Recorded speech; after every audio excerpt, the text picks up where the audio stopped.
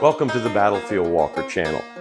We're not going to do any relic hunting today because a couple of subscribers have asked me to talk a little bit about what I consider to be the essentials of relic hunting.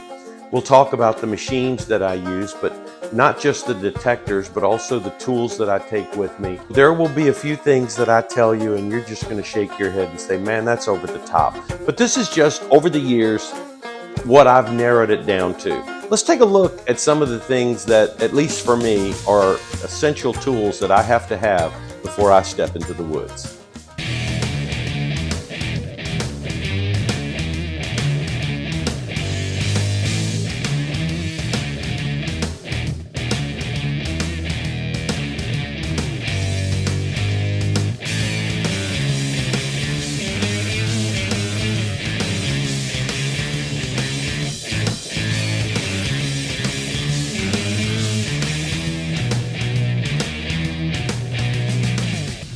To begin with, clothes are clothes, right? I took these mossy oak pants and I just simply cut out knee patches out of neoprene rubber and sewed them on to the knees of my hunting pant. That neoprene will give me a little teeny bit of cushion while I'm down on my knees. The next thing for me is my belt that I carry my tools of the trade on. Standard pinpointer holder that I carry my pinpointer in. And I'm going to skip over this for a second. This is my main bag. And in my main bag, I keep a pair of folding eyeglasses, reading glasses. In my main pouch, I carry several things. First of all, this Corona saw. You can saw through a big root pretty quick.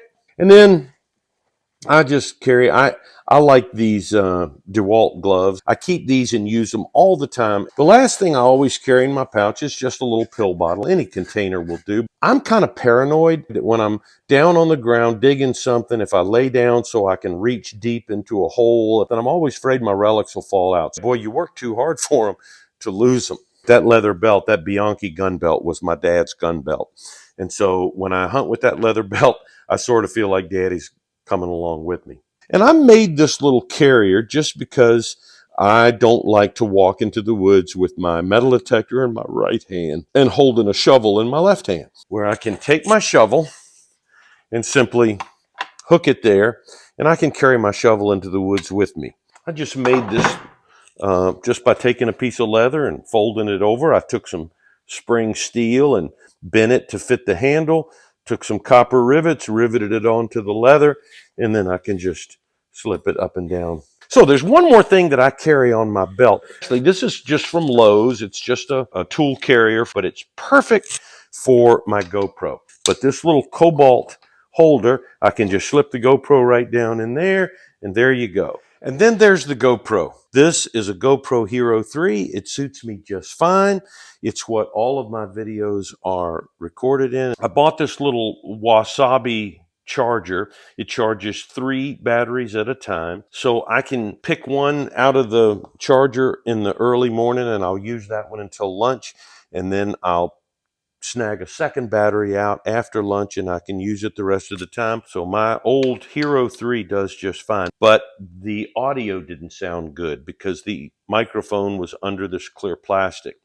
So I simply cut the plastic out around the microphone on the side of the Hero 3. So I carry this small gardening shovel or one like it to hunt with, but this is only the beginning. So first of all, I find a gardening shovel that has this much, at least this much of a curve to it. I'd take the steel part of the shovel off and I send it off to a buddy of mine who is a great welder. When I get the shovel back from my welding friend, it looks like that. Now I know that's an ugly shovel, but I like it and I'm going to tell you why. He takes a very thick piece of steel and he bends it to the contour of the shovel. All of this hollow part here he fills in with steel, and I'm not going to bend this. Lays a thick weld here, lays a thick weld here. I'm going to take a grinder and I'm going to cut all of this excess steel off, all of these welds, and I'll smooth them up a little bit. I'll take some of this off. This is so light. It's just not much to it. When I finish, all I want to do with this, I'm going to have this.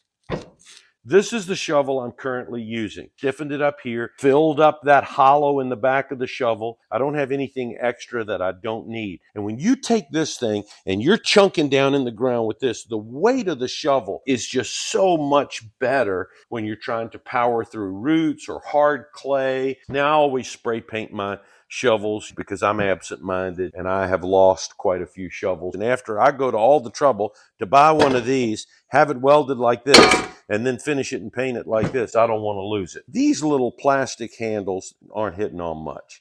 They start to twist and bend and they lose their rigidity. So I watch the yard sale and I buy a full-size shovel for a couple of bucks. I'll take this wood out, use it to shove down into here. And then I've got this old school all metal handle with a wood grip here. None of that's going to give. This one is waiting to be installed on this one. It's more to carry and the extra weight really helps. I don't like the straight flat shovels. Bought one of these and it's flat and I don't like it. And I don't have a good reason why I don't like it. I just don't like it. I just like a sturdy, stable digger. I do carry one of these in my truck. This is just a garden trowel kind of thing that I bought from Lowe's. Rarely do I ever need it. I just keep it in the truck if I do need it. I told you earlier that I wear all-weather gloves year-round for two reasons. Number one, if you've ever come across a piece of broken glass and you ran across that broken glass and sliced the end of your finger, you know how valuable gloves can be. But the real reason I wear it is because I was digging in the woods and I didn't know it, but I was digging the roots of poison ivy. For 3 or 4 days, my hands were swollen and blistered. It was terrible. And I said, I'll never do that again. I think the only thing left is to talk about the machines that I use. I have two. This one, it has served me really well. Unfortunately, they don't make them anymore. If you want to call it an entry-level machine, it was about $600 when I bought it. It's a wired machine, no Bluetooth. There's no screen or anything on it. It's a Tesoro Tahan. Found more buckles and plates with this than I found with my much better machine. 2 cannonballs and an artillery shell with this. So don't write off a machine just because it doesn't cost $1,500. I'd recommend it if you could find a used one. Tesoro made such good stuff. I don't know why they went out of business. The machine I use today, this is a Deus 1. This machine is Bluetooth. You have no wires to your headphones. Now this is the coil that I use on battlefields if they're not very trashy. I don't even know how big it is, but this thing will go really deep. Now if I'm in a trashy place, I use this little sniper coil that really works well in trashy sites, and I have absolutely no complaints. There's no batteries to install. You simply charge it in between hunts. It's sturdy, hadn't broken. All right, so that's it. That's kind of my short list of the essentials that I like to have before I go into the woods and fields. I hope some little part of this may be of help to you. There's only one more thing I need before I go into the field. That's the battlefield walker hat. Hey, hang on. Got one last thing to show you at the end that you might get a kick out of. I wasn't going to do a look back. I found something that might interest you. My dad started out relic hunting in the 50s and 60s with a modified GI mine detector. He passed that down to me, and that's what I started on. But soon after that, he bought the old Metratech. Well, I've still got it. This is the old machine that I was using back in the 1970s. My dad added this handle to it so that we could swing it a little bit better. I pulled it out and I thought, I wonder if this thing could still work. It hadn't been on since the mid-1980s. It had a battery in it that was pretty bad. I said, I don't think this thing is going to run. But I did a little cleaning up, a little bit of experimenting. Watch what happened. All right, so we've got the old battery out, got a brand new battery here. I can't imagine that this thing will still work. This is the way you carried the battery on this thing. There was this little piece of styrofoam cut in a half circle. You put that on. Then you slip this little cardboard strip over the half circle. So you've got that. And then you would shove it down into the machine. Put the electronics on the business end and attach it.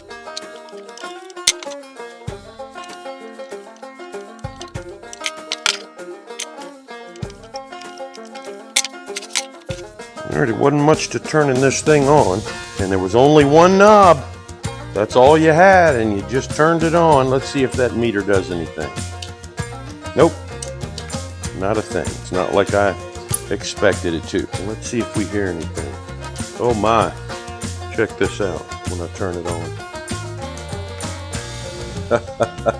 I can't even believe it. Son of a gun.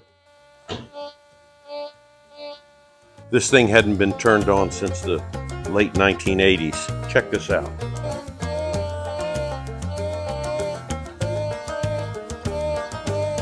Wow. So that's it.